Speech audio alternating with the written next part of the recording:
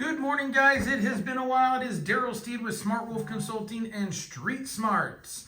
And today we wanted to just hit up a couple of different things to see how everyone's doing. I hope everyone had a fantastic November, finishing it out, Thanksgiving, Black Friday, starting December up well, which I think is going to be a phenomenal month. Now, a couple things that have went on, if you guys weren't aware of it, if you've ever heard of this interesting organization called the 10DLC, it has to do with phone communications and standards.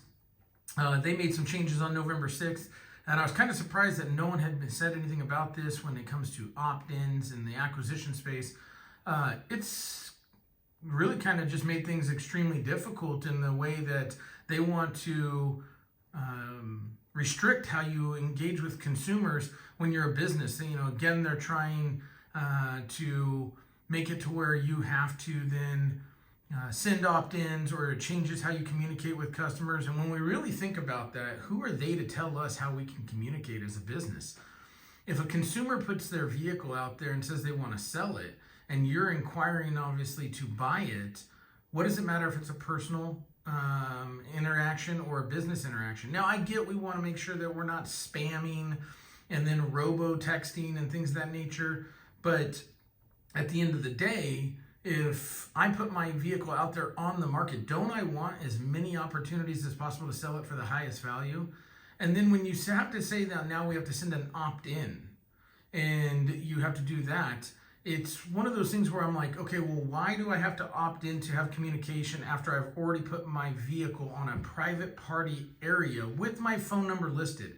How many more times do I have to say I want to be contacted? So for me, the 10DLC is absolutely ridiculous in this new change that they've made, and then the ways that they're explaining the acquisition. Now, I completely understand the opt-in side for the sales aspect, because they don't want, if you don't want to be solicited, then you want to make sure you have that ability to opt in, because if you do then put in your information for a sales lead, maybe you want to have an email, maybe you want to have a phone call, but I do understand the opt-in from the text message standpoint. On an acquisition side, just makes zero sense to me. Don't quite understand it. There is no explanation to it.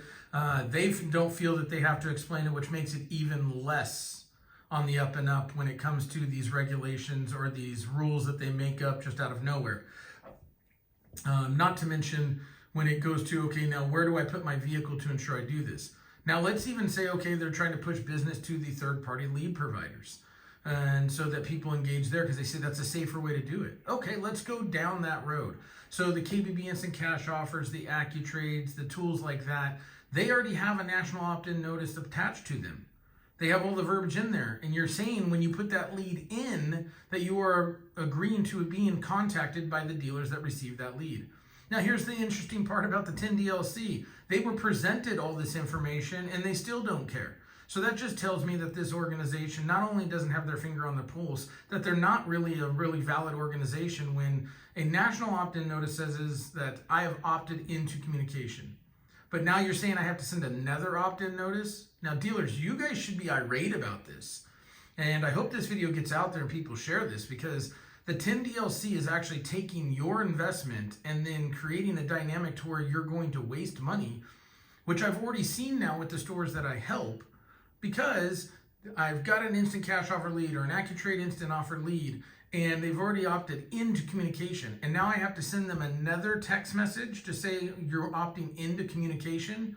What if they say no, because they don't know where it's coming from? They don't understand why they're getting this.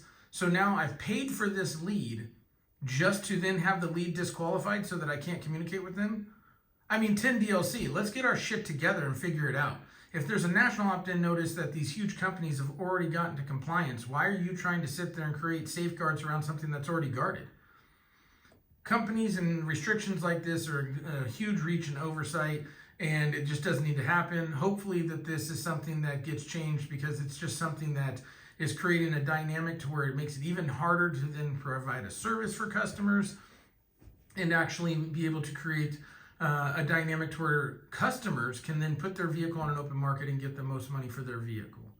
Now, outside of that, okay, let's get off the fact that the 10DLC doesn't know what the hell they're doing and they're overreaching on this one. But now we're into December, right? And at this point, it is December 3rd. We have 28 days, guys, to make the difference for the end of the year. And when I say make the difference, it's not for this year. Okay, if you're trying to pull out your year in this month, you are already so far behind the 8 ball that you're just scrambling and you're on the old hope plan. And you know what, guys, I wish you the best. We're talking about 28 days is what you have right now from today to make a difference of how you start next year. So for those of you guys who always say like, well, we had a bad month. Well, that's because of what you planned 2 to 3 months ago. You have to plant the seeds to bear the fruit, to bear the plants, to bear the corn, whatever it may be that works for your analogy. You have to then plant those, nurture those so that you're prepared for when the crop comes up. So at 28 days, you can take a position of like, you know what? Hey, where were we at on new cars last year? What are we doing different?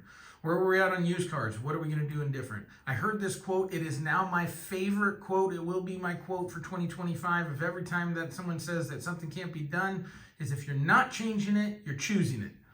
It was a great quote. The person who came up with that should trademark that because it is fantastic. Is if you didn't get to where you wanted to be and you're not making a change, a transformation, adaptation, whatever word that you need to use to make a difference, then you're choosing to be in the same spot. And if you choose to be in that same spot, then you've lost the right to complain, bitch, or moan about your results or what's not working. So what I would say is I would challenge everybody out there when it comes to next year is what are you going to change to get a better result than you had this year? Now, if it comes to used cars, guys, let's get into a conversation. Okay, I've taken on 4 projects this last year. All of them are seeing much more in used cars, both in profitability and sales than they did the year before. I've been able to have a couple of talking engagements where I showed the results of that, and we are not talking a few bucks. We're talking these are operations that are bringing in millions of dollars into the dealership so that it is additional revenue that can then go to the bottom line. If we're looking for acquisition, if we're looking for used car strategy, if we're looking on how to sell them, if we're looking on our trade process, how do we get more trade efficiency? Forget about look to book, guys. Look to book has no value anymore. It's an old metrics. It's kind of like MMR. You're in the past when you're looking at the numbers.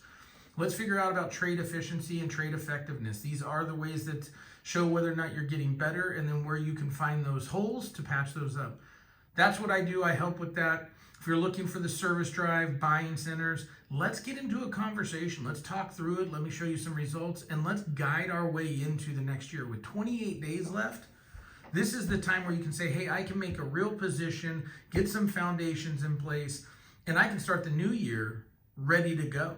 So now I'm not hoping for a good tax time. I'm not hoping that we get to where we want to be. I'm putting myself in the position to where I take control of I know where I'm going to get to be, right? So now's the time to seize it so that we can start 2025 off in the right way rather than just continuing to stay on the same hamster wheel to get the same results we're getting that we constantly say aren't good enough, not where we need to be, or not where we're going.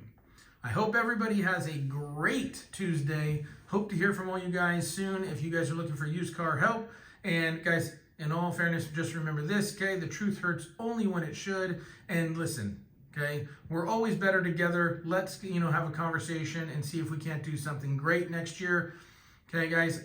Daryl Steed, Smart Wolf Consulting and Street Smarts. And if you guys didn't know, the Street Smarts Academy is out, okay? It is the most affordable way to create your own acquisition strategy, trade strategy, okay, and build a process without having a huge expense to do so. Hope to hear from you guys soon. Have a great day.